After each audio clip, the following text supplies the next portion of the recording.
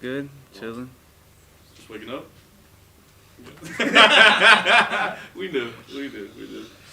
Well, talk about it, man. Obviously, it's been a long layoff, man. It's been a while since we got to see you, and now you're back. It's fight week. I know you're probably a little tired, as everybody is, with all the, the late nights here. But how's it feeling back in fight week? Yeah, the adjustments and the fucking cars racing over here all night. It's interesting. The car's making it a little tough to sleep. Well, see, we don't get the 5-star treatment over here. Yeah, or look at Tiki Gossen's Instagram page right now. You'll see what I'm talking about. Nice. Well, outside of those slight headaches, does it feel like, hey man, fight week again, like back in the mix of everything again? All this right now, just walked in, I just felt it. Yeah, like everything's been no people, so just kind of virtual interviews and whatever. So it feels kind of like you're just going through the motions, but it doesn't really feel too fight weekish. But yeah, I walked in the room, I didn't expect to see all you guys here. So it's cool, man. Does it feel exciting? I mean, even though like it didn't feel like really fight week until now, were you getting that kind of the butterflies, whatever, that feeling of like being close to a fight again? I mean, were you starting to feel that excitement? No, yeah, I feel it. You're sleeping, you're thinking about it, fucking waking up, throwing uppercuts and shit. Like, you're like thinking about the fight and what you're gonna do, and like it's just constantly in your head about Saturday or Sunday right here, right? But yeah, that's still there. That hasn't left. But the whole media and like there's a regular fight stuff, and then there's the other fight stuff that you have to do. So it's like that I haven't felt too much of, right? Which is actually kind of like a good thing for me. It just kind of lets me focus still more on what the task that's ahead of me, and yeah.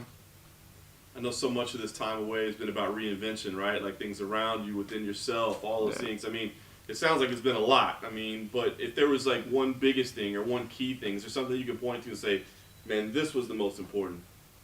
I think I just feel free now, man. Yeah, for me, I feel free. Before, I didn't feel free.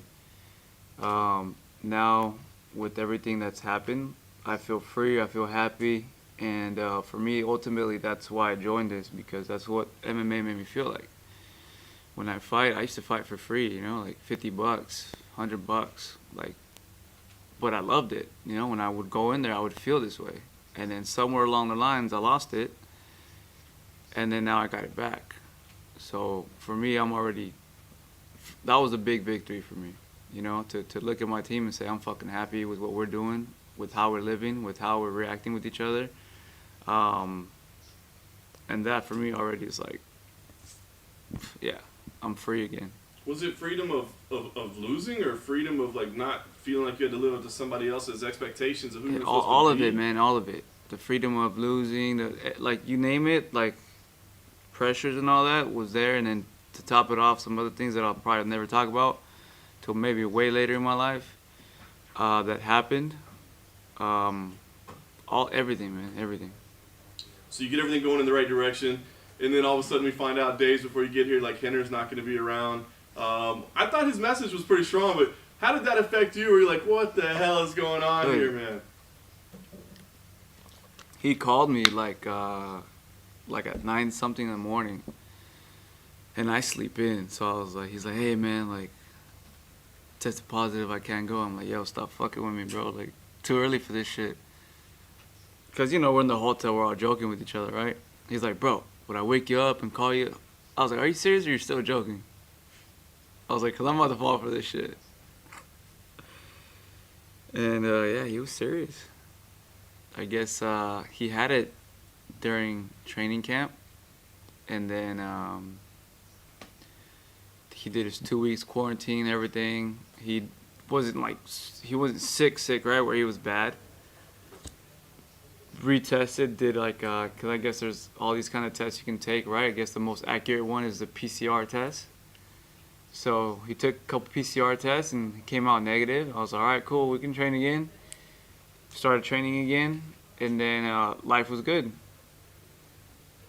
Then we get here, or we got to Vegas for the quarantine, and he did his first test.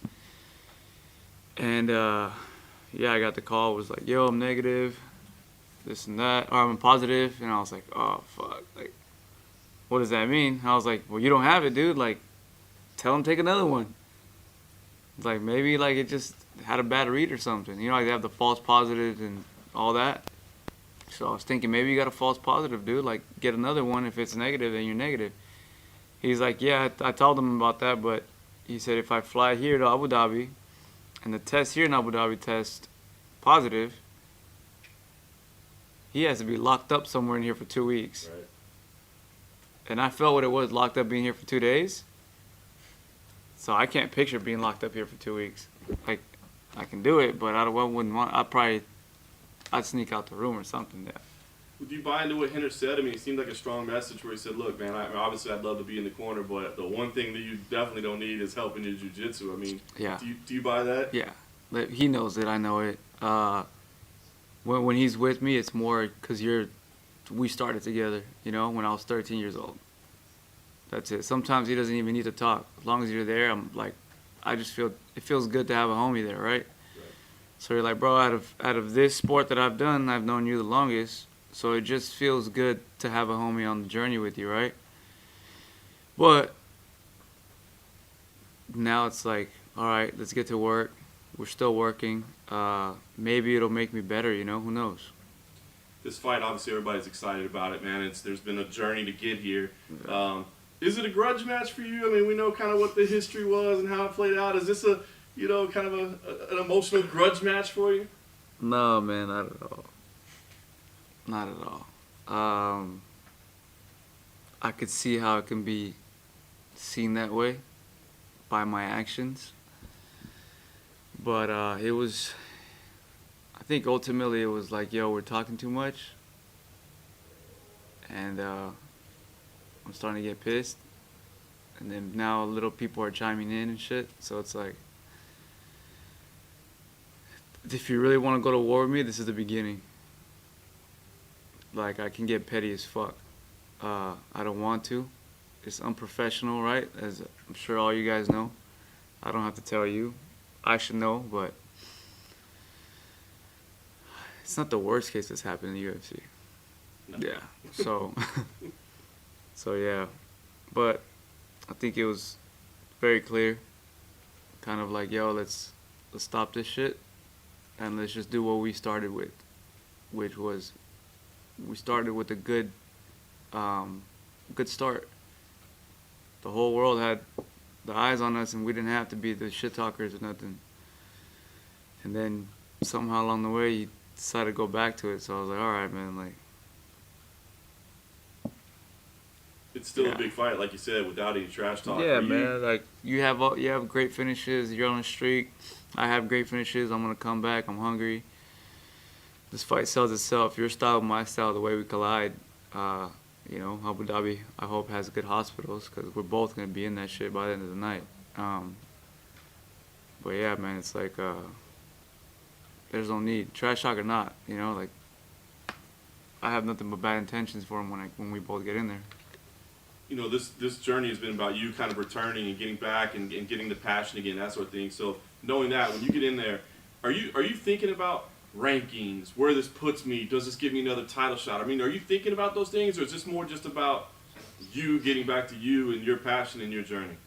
This was all about just kind of coming back, taking a fight that's not easy, right? Because everyone knows something like this happens, they're like, oh, let's rebuild them again or do something. I was like, I don't need rebuilding in the fight world. I need rebuilding in the training world. I got my rebuilding in the training world. I go in the fight world. I'm in this sport to fight the best. That's why I love this shit, because it's like, yo, let's test your will against mine. Let's test your chess pieces against mine. Let's go to war. And ultimately, the fans win. Everyone wins. But for me, that's like a, I don't know why. Like fighters could tell you, but we love that shit. You know, we love going in there. You know, like we love testing our will against each other. We love fighting. And we get paid for it, you know? So it's like, this is beautiful. Last thing for so me, man, for me, that's what it was. I'll say last thing for me, man. I mean, obviously your last one out was an absolute epic war, but you've had some, you know, dominating performances. It was a banger, as well, man, so. yeah. So what are we going to see? I mean, when you play this one out, I mean, I can't imagine you want to put your body through that again, but it sure was one hell of a night. So what do you want to do? Do you want to go out there and have another kind of epic performance like that, or do you feel like you want to go and dominate somebody? Bro, I will take whatever I can get, obviously. if I get a quick knockout, if I get a submission. The name of the game is to win. Obviously, you can tell I'm emotional, right? So it might go to a war. I might piss my team off. But fuck it. Brian, you mentioned that the cards going around and your sleep schedule. Sleep's been something fighters keep talking about here in Abu Dhabi. Is that something that genuinely concerns you? No, they start later at night. I was just joking a little bit. Yeah, they're like start at 11 or something at night. I'm awake by that time. But yeah. Do you regret the incident with the slaps and stuff like that? Do I regret it? Yeah. What slap? Not to J Park. I don't know who got slapped. We were in here earlier with Zombie, and he was saying that, you know, personally he might not have a whole lot of respect for you, but as a fighter he thinks he said he was amazed by some of the things you've achieved. Is that a mutual feeling? Yeah, I guess you can say that. Yeah. When we spoke, There's some certain things I still can't answer. Oh, I see. Got a 1-year case still open. I think if you can't answer, you're not meant to mention that as well. When we spoke with Makwan Americani before his fight, he was also going through some things, and he said he had to burn a lot of bridges so he could fall back in love with fighting. Is that something you've had to do too? Yeah, man. I had to burn a couple solid relationships that I thought were solid. Hire new people and then get back on there, right? And then so it was like the whole process of everything, of everyone. Like, yo, you meet this guy, you meet this guy, this guy meet this guy, this guy meet this guy. Cool, we all sit down, we all talk. It's like, then we have to just from here move on and build and grow. Yeah, man, it was an interesting ride. And then he had mentioned there was a very specific moment where he was looking in the mirror and he kind of realized everything around him needed to change. Was there a specific moment you remember where that all hit you? Yeah. In the elevator when I was getting taken into the hospital after I fought Max. That's when I realized right after this, I'm done. I was like, this is it. I go, when I come back, I go, all these people are gone. And then when Zombie and his coach were in here, he said everyone keeps asking about your grappling versus his grappling, this and that, but no one's talking about the striking, and he thinks that's much more interesting to talk about. Do you agree with that assessment? I mean, the fight's gonna start standing up, dude. So yeah, it makes a point. His striking's good. My striking's good. He likes to bang in a technical way. I like to just fucking bang. Obviously, I've been trying to get better, right? So my goal is here to come and show you guys, and do that. And as far as for the ground, I mean, yeah, it's not a jiu-jitsu tournament. If it was, I'd fucking eat him alive. But yeah.